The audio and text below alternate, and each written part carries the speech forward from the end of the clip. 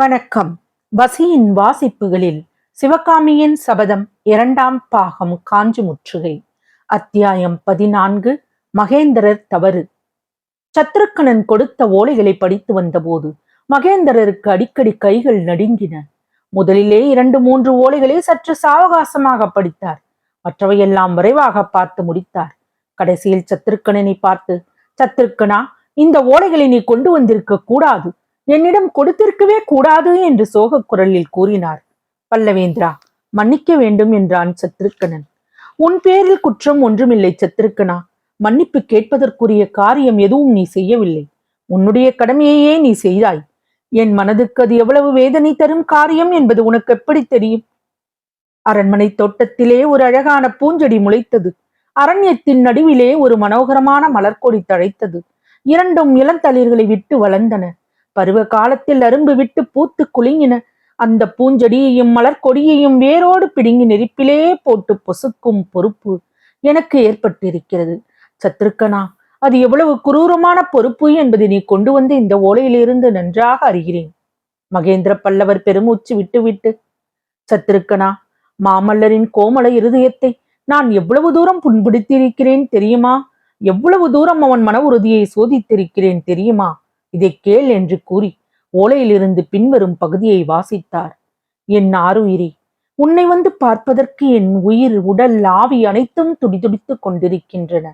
இந்த காஞ்சி கோட்டையைப் போல 100 மடங்கு கட்டும் காவலம் உள்ள கோட்டைக்குள்ளே என்னை வைத்திருந்தாலும் எல்லா கட்டுக்காவலையும் மீறிக்கொண்டு உன்னிடம் நான் பறந்து வந்து விடுவேன். கடல்களுக்கு நடுவில் உள்ள தீவில் ராவணன் சீதையை சிறை வைத்தது போல உன்னை யாராவது வைத்திருந்தால் அங்கேயும் உன்னை தேடி வந்தடைவேன். சொர்க்கலோகத்திலே இந்திரனும் பாதாள லோகத்திலே விருத்ராசனனும் உன்னை சிறைப்படுத்தி இருந்தாலும் நான் உன்னை வந்து அடைவதை தடைப்படுத்த முடியாது. ஆனால் இதையெல்லாம் காட்டிலும் பெரிதான தடை வந்து குறுக்கிட்டிருக்கிறது. அது என் தந்தையின் கட்டளைத்தான். தாம் அனுமதி அளிக்கும் வரையில் காஞ்சி கோட்டையை விட்டு வெளியே போகக்கூடாது என்று மகேந்திர பல்லவர் எனக்கு கட்டளையிட்டிருக்கிறார். சிவகாமி, இந்த உலகத்தில் என்னால் செய்ய முடியாத காரியம் ஒன்று உண்டு என்றால் அது என் தந்தையின் கட்டளையை மீறுவதுதான். நெற்றிக்கண் படைத்த சிவபெருமான் என் முன்னால் பிரத்யட்சமாகி மகேந்திர பல்லவரின் கட்டளைக்கு விரோதமாக ஒரு காரியத்தை செய்ய சொன்னால் ஒரு நாளும் அதை நான் செய்ய மாட்டேன். அவ்வளவு தூரம் என் பக்திக்கு உரியவரான என் தந்தை இப்போது என்னை எப்பேற்பட்ட கொடுமைக்கு ஆளாக்கி விட்டார் தெரியுமா? என்னுடைய உயிரை காட்டிலும் எனக்கு பிரியமான காதலிகள் இருவரையும் நான் சந்திக்க முடியாதபடி செய்து விட்டார்.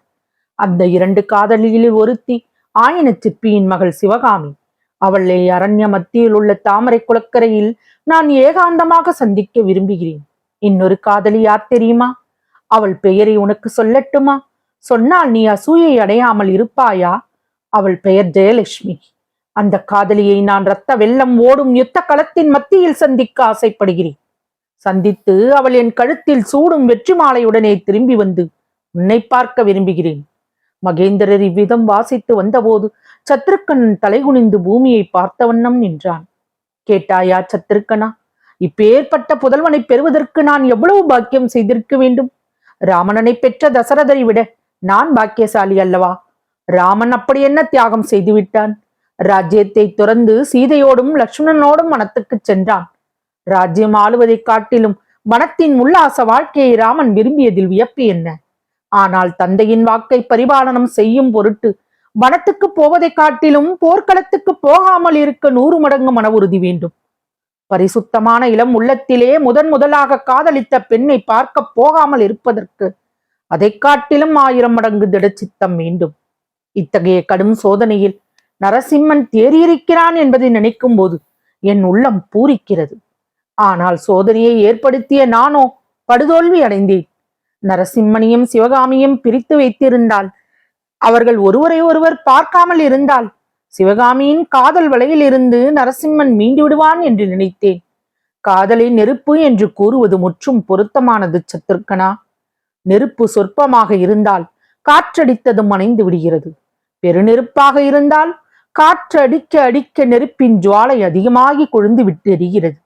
நெருப்புக்கு காற்று எப்படியோ அப்படி காதலுக்கு பிரிவு என்று தோன்றுகிறது. பொய் காதலாக இருந்தால் பிரிவினால் அது அழிந்து விடுகிறது. உண்மை காதலாக இருந்தாலோ பிரிவினால் அது நாளுக்கு நாள் வளர்ந்து பெருநெருப்பாய் மூழ்கிறது. நரசிம்மன் விஷயத்தில் அப்படித்தான் நடந்துவிட்டது. நான் எவ்வளவோ யோசனை செய்து போட்ட திட்டங்களை எல்லாம் காமதேவன் தன்னுடைய மெல்லிய பூங்கனை ஒன்றினால் காற்றில் பறக்க செய்து விடுவான் போலிருக்கிறது. சத்துருக்கனா, வாதாபி சக்கரவர்த்தியிடம் தோற்றாலும் தோற்கலாம், கேவலம் மன்மதனுடைய மலர்கணைகளை மகேந்திர பல்லவன் தோற்று விடுவது ஒரு நாளும் இல்லை என்று கூறி மகேந்திர சக்கரவர்த்தி மீண்டும் சிரித்தபோது அவருடைய சிரிப்பில் எக்களிப்பு தொனித்தது. மாமல்லனுக்கு நான் இட்ட கட்டளை இந்த கணமே மாற்றி விடுகிறேன் சத்துருக்கனா. நான் தரும் ஓலையை எடுத்துக்கொண்டு வாயு வேக மனோவேகமாக காஞ்சிக்கு போக வேண்டும். தலைக்காட்டில் இருந்து துர்விநீதனுடைய சைன்யம் காஞ்சியை நோக்கி வந்து கொண்டிருக்கிறது.